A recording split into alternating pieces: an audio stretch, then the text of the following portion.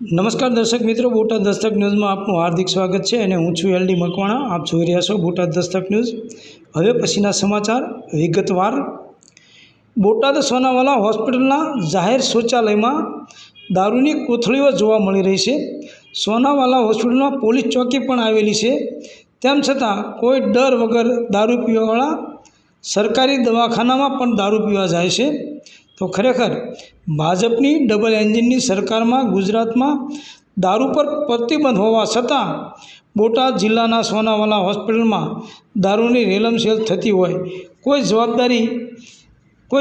જવાબદાર અધિકારી હોય એવું બોટાદમાં લાગતું નથી અને બોટાદમાં કોઈ પોલીસ જેવું અસ્તિત્વ હોય એવું પણ લાગતું નથી એવું દેખાઈ રહ્યું છે અને લોકો એવું કહી રહ્યા છે।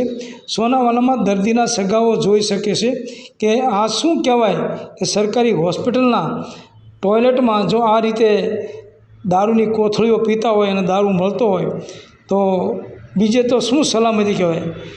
Reporter Imran Kalgathara, Botad Dastak news, LD Makwana, Botad. સોનાવાલામાં જોઈ લો, દારૂની થેલી પડી છે। સરકારી દવાખાનામાં પડી હોય તો બીજે તો હોય જ તે ને, ખુલ્લામાં દારૂ મળે છે બોટાદ જિલ્લામાં। બોટાદ આ સોનાવાલા છે, બરોબર।